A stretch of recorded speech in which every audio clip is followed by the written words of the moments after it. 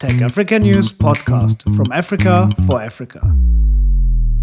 In partnership with Smart Africa.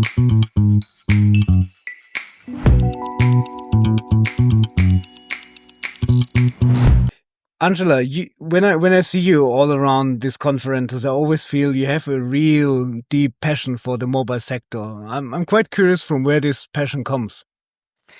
So I guess it's over time, and really trying to make an impact and make a difference. It's my continent. It's our where we live, and we'd like to see Africa thrive. Not only just the people, but the businesses, the entire community.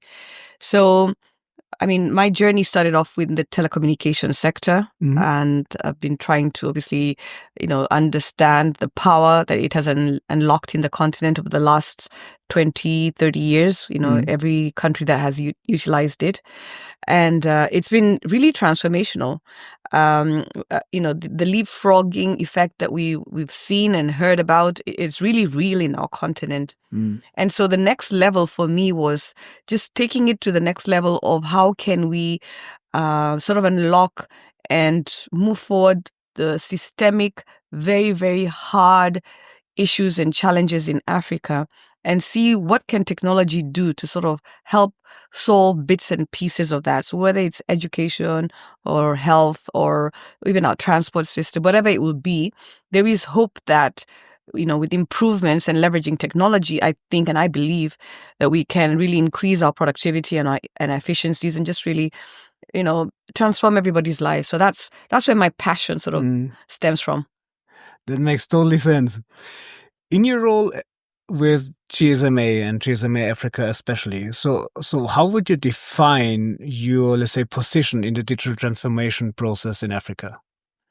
So the GSMA, is the industry body and works with all our partners in the ecosystem, from those who build the networks to those who supply equipment to the networks and on the demand side, the handset devices, manufacturers.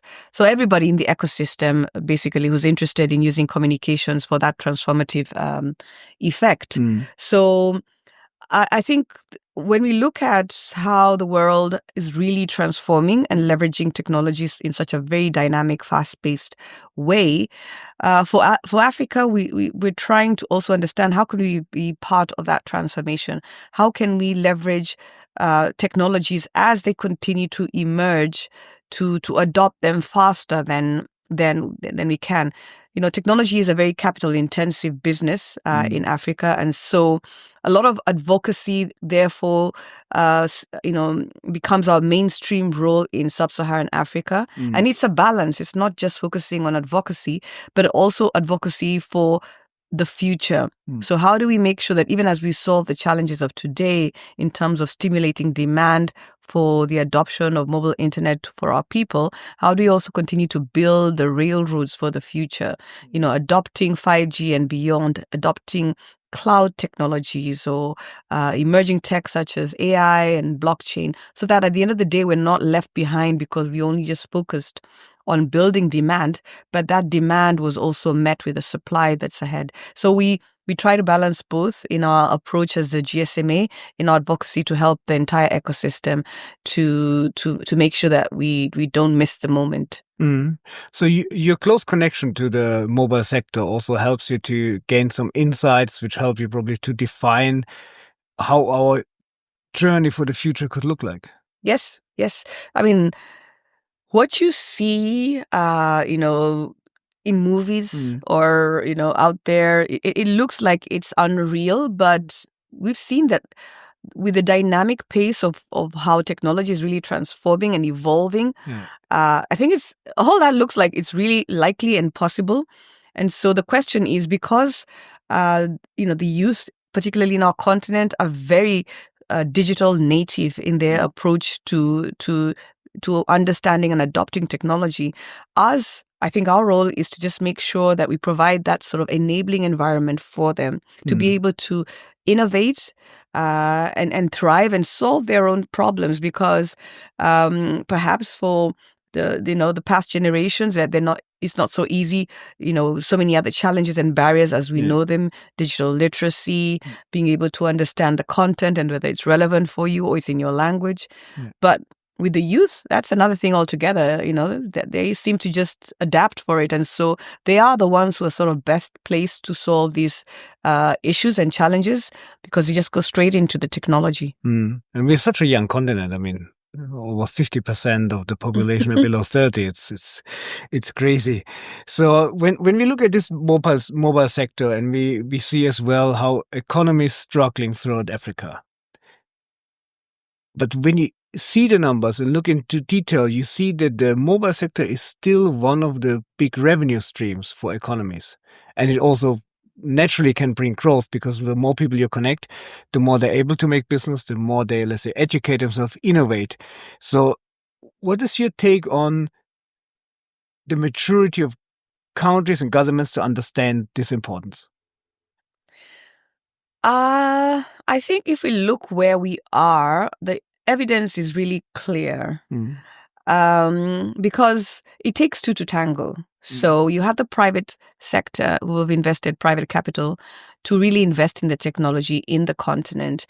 Across Africa, we have at least 150 plus mobile operators in all the countries. So at least you have an average of 3 operators. So there's a lot of investment that has gone in, and there's still a lot more investment that needs to come into place in order to just invest for the future. So I think on that side of the story, that is clear. But when you look at the level of adoption by our people in Africa, in the continent, then that's where we begin to see gaps, and therefore try to understand how are we partnering, or what can we do to partner better with government so that we're working at towards the same direction and not at cross purposes. And so, in Africa today, a continent of 1.4 billion people, 710 million people who live close to a mobile broadband signal, that's either 3G or 4G, have never used mobile internet. So that tells you that we have a challenge in terms of less than a quarter of the people in Africa are using mobile internet. That's around 27% of the African population. And so if we are to leave no one behind, then we need to work closer with governments to understand the enabling environment that needs to be in place, not only just from a policy perspective, but also regulations, because those bring on a lot of overheads that make the affordability of the services the digital service providers provide inaccessible for the majority of our population.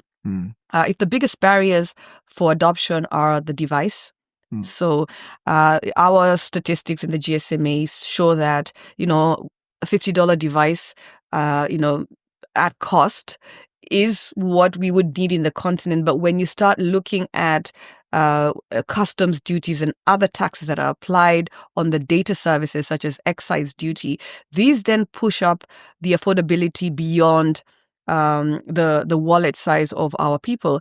In Africa, on average, just for consuming a 2 gigabit data which is the average across Africa, it's about 7% of low-income households' wallets. On average, even so. I mean, it's a bit expensive, and so when here in South Africa, it's a luxury good, and in fact, these services and the devices are therefore, in the category of luxury items or premiums.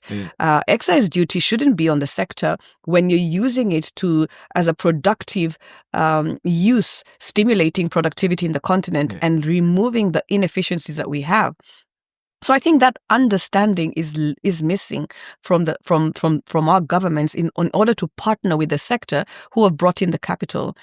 In our report, when we look at what we just launched in terms of digitalization, a study in South Africa on driving the digital economy, we see that South Africa is behind its peers in terms of competing, say, for example, with the BRICS countries. For every investment that is made in terms of capital for infrastructure and technology, South Africa spends $27.6 compared to India that spends $6.2 per person. So you'll never have those economics of scaling. And then on the flip side, you also see that these other countries are also far ahead in their 5G coverage of their population, whereas South Africa is behind. So it means that we're using so much more dollars to capture so few people. Those economics will not work for a very vast, wide continent of a huge population. And so I think we need to work together closer with governments to understand what role can they play in terms of bringing either spectrum for the vulnerable communities, that's the rural areas, where the purchasing power is much, much lower than the urban areas. What can they do in terms of lowering taxation to lower those costs, not only in the sector itself, but also in the energy sector, because a lot of the costs for the service that is telecommunications rides on the energy sector. You know, it is a capital intensive business, but it also relies on energy. And so the challenges we have in the continent on the accessibility and the availability of energy also then, you know, begins to then just create more additional barriers for our people. Do you think we need a general or overall mindset reset from a public sector to better understand what actually, or how can we unlock this big potential the continent has? Yes, it is actually a mindset reset. And I think for me, it's all about stop thinking that the pie is small and it's not big enough for everybody, because that's when we begin to see that sort of scarcity mentality around overtaxation, overly taxation of our people, or, you know, selling those resources at such high premiums. Because if you see the amount of money people spend on spectrum, really for a population that's even struggling to buy handsets and devices, then it doesn't make sense. But it means that, you know, there's a mentality around it's going to get finished. We need to get this money now, as opposed to the pie is big enough for everybody. Let's instead grow the pie. Let's invest in how we can get more people to use the services, because naturally they will find utility and their own productivity for themselves. And so that pie will grow for everybody, not only the private sector who are putting in their capital to, you know, for the deployment of technology, but also for governments. If we look at 5G, from my personal opinion, I really struggle if 5G will be the game changer on the continent, if I see the challenges we're still facing. Because on one side, we have still issues with affordable devices. We have still issues with access to that kind of technology through education, digital literacy.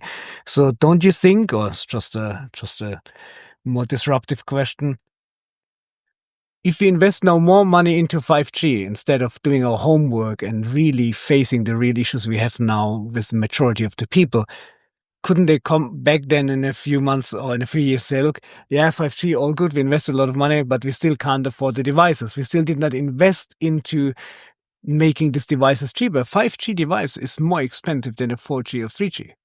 Yes, and I think that is the lesson right there, that 5G as a technology is not meant for us as consumers, all right? Because, I mean, how much more speed do you want, you know, as a consumer? How much more capacity do you need? And like we said, if the device is already unaffordable for the majority of our population, 710 million, you know, at a 3G level, then surely if you're looking at $50 or even $20 devices, then we're not looking at that solution in the right way.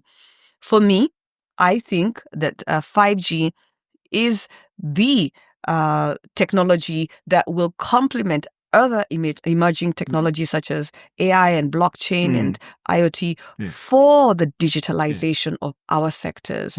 Now, this is where we need to partner very, very strongly with businesses in other sectors. It's all about increasing productivity, lowering inefficiencies so that they can be more productive. And not only at the level of corporates, but all the way down to our MSMEs and individuals. How do we improve your access to your market by just leveraging technology? That's where the solutions come into place. So that if we find that the agriculture sector, manufacturing sector, mining sector, transport sector, trades anywhere are using these technologies, then they become more accessible to more people, right? If digital governments becomes mainstreams and they begin to deploy thousands and thousands of services for their people online, then more people find utility in getting the device. And therefore, the device is no longer seen as just a luxury item for making voice or texts or whatever, or entertainment, but it's more as a utility. It's actually a productive, useful tool that helps people really increase their productivity 20%, 25% more than would have been. Yeah. I mean, when we look at this bridging the digital divide, we always talk about, and over the last 1.5 years, I really thought many times about where should you actually start? Because I hear many people talking about, we need to, let's say, reduce the tax, we need affordable devices, we need to upskill the people. But what is the right way to push things forward to create a meaningful impact? Because if you continue now to talk about 5G, 6G, and all the things, everything sounds nice and fancy, but it will not change anything. No, it won't. I mean, we stop talking technology. We have to start talking about impact. So what can we do to make healthcare more accessible to everybody at a very affordable rate? Similarly, as we've done with mobile money, as you've seen, people have been able to move money from one place to the other without having to move anywhere. And then that has led to e-commerce in our own way. It's not e-commerce the way the global north sees it. It's different in Africa. We're able to get, in some sort of marketplace that's online, information about the market, be able to pay for it, be able to have it delivered right to your doorstep, even in the midst of our challenges of having no addresses or whatever it is. But we have found a way of building trust amongst the society and therefore leveraging the power of mobile money. I mean, last year, as you saw in the State of the Industry report for 2024, the African continent moved $913 billion just moving money amongst ourselves. All right? That's huge. And that's a very simple use case of 2G, because behind 2G is SMS and USSD. Because I've said the majority of our population are not online. So you're not using anything to do with a super app, because that's on the IP world, right? So if we are able to move $913 billion using SMS and USSD, can you imagine how much more we'll unlock if we went online? All right? Because that way now you begin to see that productivity, the multiplier effect on that amount of money, $1 trillion multiplying rapidly. That's where the transformation begins to happen, because the transformation will happen when you're beginning to pay for services, not just moving money. Now you're paying for a doctor's service. You're paying for agricultural inputs that will increase productivity that you never had. You'll be able to access markets for your products at the best price that you never could do before. And that's what we're trying to say, that you can really unleash Africa if we just find a way to move our people online. And the only challenge, and the major challenge, is apart from the affordability of the devices, as I've mentioned, and the data, is find the relevant content. Let them go there and find something that they can relate to. What can increase their productivity, because they've already found utility in financial services, right? So they can find utility in health, in agriculture, in transport, in anything. So I think there is hope, but we need to just look at it differently. No more talking about the Gs and the AIs and all that language. Start talking about the impact. How can we take it there? And what can we do to partner together to make it happen? Let's not over, entrepreneur it in terms of a tender to do that and a tender to this. Just another MOU. Everybody needs another MOU. Everybody just needs to do their part. Yeah. If it's lower the spectrum so that the data is cheaper in the rural areas, let's just do that. Yeah. Remove the taxes from the devices, let's do that. If it's the agricultural sector and they have a need, they will express it and say, this is what we need, this 5G in our industry, whether it's in the, cotton industry, the manufacturing plant. We just need a 5G network that will serve us, that will help us manage the productivity of our assembly lines or whatever it is. So I think there is a way we can start communicating more and not just talking technology. Yeah. I mean, when we look at, especially in this topic, finance and make things cheaper, more affordable, MNOs, they also have a huge amount of maintenance what they have to pay. These networks, they're not cheap. And to build infrastructure is also very expensive.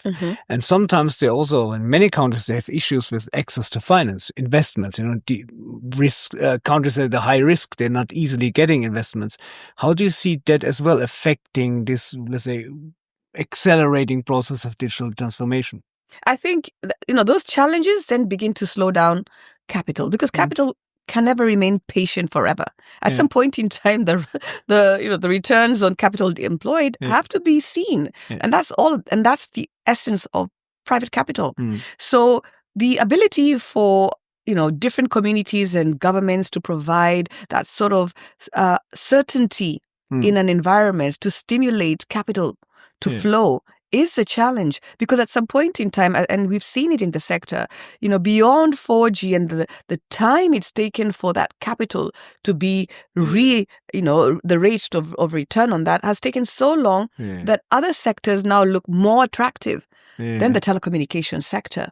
So I think there's more to be done in providing an environment that's sustainable for investments, that's certain in terms of regulatory or policy measures. And I think, for example, if you signal to investors that you will give them a license for 25 years, then you can be able to sort of have some certainty around some security a bit, about that capital you'll employ for this capital intensive deployments of all these networks.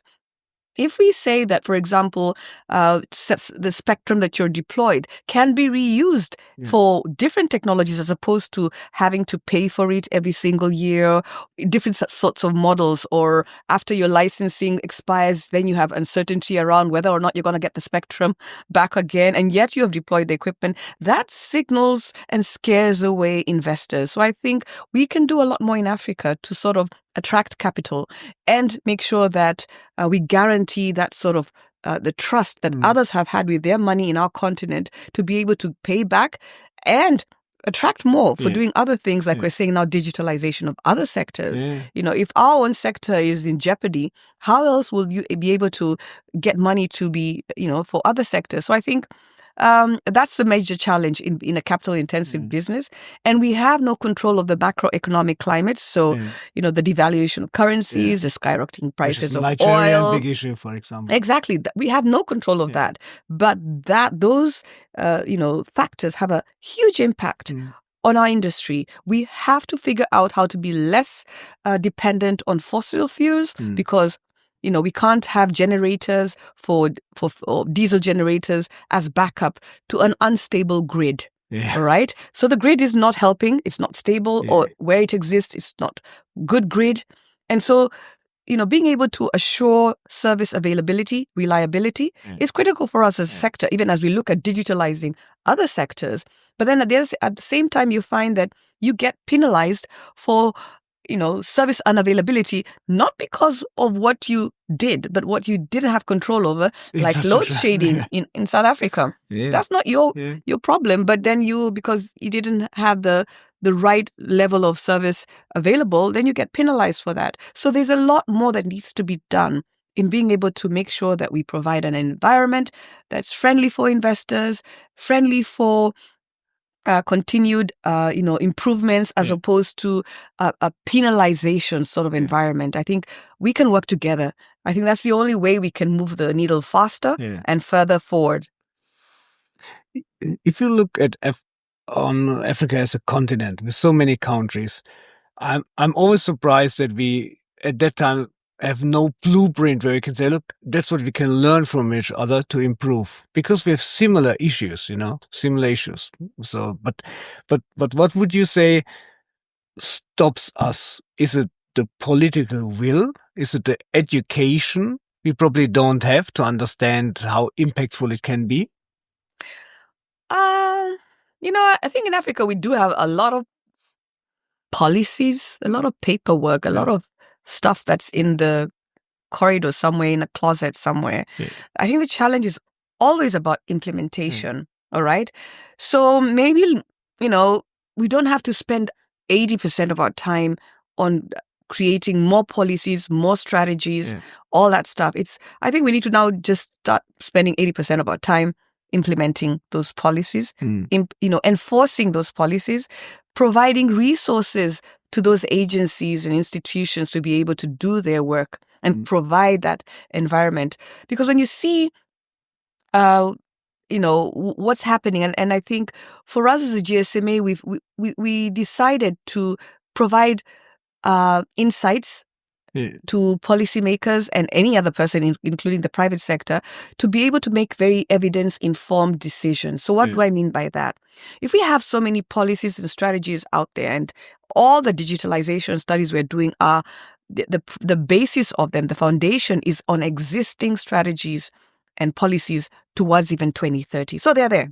There's no lack of them. What we did in the GSMA was we got all this information in different countries in Africa, and we've created the Digital Africa Index. And it's online. If you look at the GSMA digitalafricaindex.com, what we've done is build a couple of indices and put them together to look at the different layers of enabling Africa to become a digital nation. So, Mobile Connectivity Index talks about the connectivity layer. Mobile Money Regulatory Index looks at around the regulatory environment around stimulating mobile money adoption. And then we looked at, let's add two more indices. Number one, let's look at what will it take to have a digital nation? What does that look like? It means that you must have digital consumers, digital businesses, and digital governments.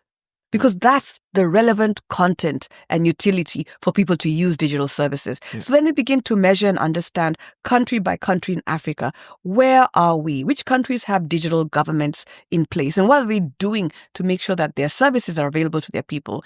When you look at digital businesses, what is happening in that space? How are we encouraging the engines of our country, which are MSMEs, tech startups, innovators, to be able to derive value and build businesses on top? And they don't run away. Exactly. That's the runway. And then we measure that and provide comparisons, because then you look at North Africa, Southern Africa, East Africa, and build best practice around attracting capital and the unicorns that are emerging in Africa. And then, of course, digital consumer is obvious. Everybody understands that. So moving beyond counting connections, counting beans, to now more impactful, implementation of strategies. And the last index is Digital Policy and Regulatory Index. So then looking across Africa and looking at all the policies, all the regulatory frameworks that exist, and understanding what makes for a country that's progressive towards a digital nation. So if you have a high score in terms of enabling policies, enabling regulatory frameworks, and you also have a large adoption of digital government, digital businesses, then you're on that upper right-hand quadrant of becoming a digital nation. But then, and in our index, we see there are 4 countries that are in that box. That's South Africa, Kenya, Mauritius, and Seychelles. We have another 9 countries in Africa that have enabling environments. You have all the policies, all the frameworks, everything regulatory, but you haven't yet implemented them for various reasons towards now empowering digital governments. So low adoption of digital governments, low adoption of digital businesses. So very few tech startups. That enabling environment isn't there. But then the majority, around 41 countries, have very few frameworks in place. and they can learn and borrow from those who have them. Yeah. You understand? So you don't have to duplicate the wheel and, Kind like of I a said, benchmark. but we can harmonize. We don't have to reinvent and do a strategy and another framework. You can look at what's working in another country in your region, right next door to you, or ambitious countries that you want to be like and follow and learn from, because we're one big nation. So that's what we have done and put in place. We just recently launched it about 2 weeks ago. So it's really fresh. We're looking for feedback. So I would encourage anybody to reach out and let us know if it's really enabling you to really understand Africa. The objective is, let's not make Africa like one black continent that you can't understand it. Everything is right there. And the power of technology is bringing it all to the surface to enable people to understand that invest in Africa. You can understand it's not a very risky continent if you bring all that information out. People will begin to understand where the levers are. Push this lever, this is the result you should get. So I'm not simplifying it too much to say it's, there's a lot of things out there, but what we're trying to say is let's unpack it.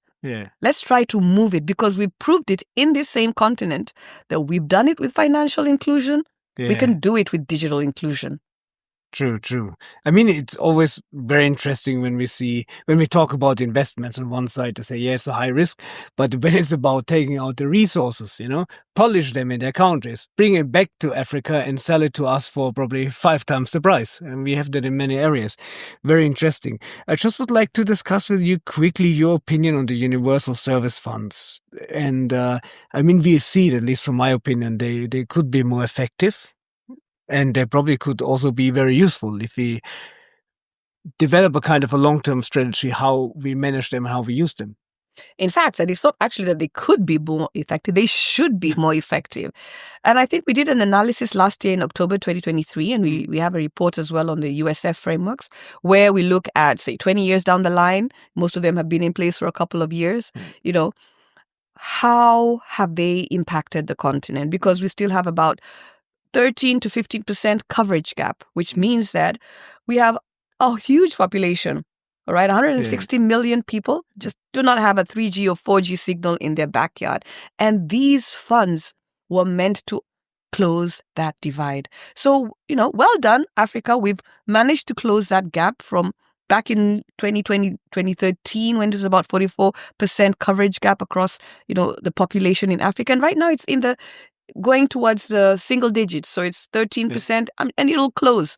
But the challenge is around how useful have those funds been? Because first of all, the transparency around being able to do an analysis.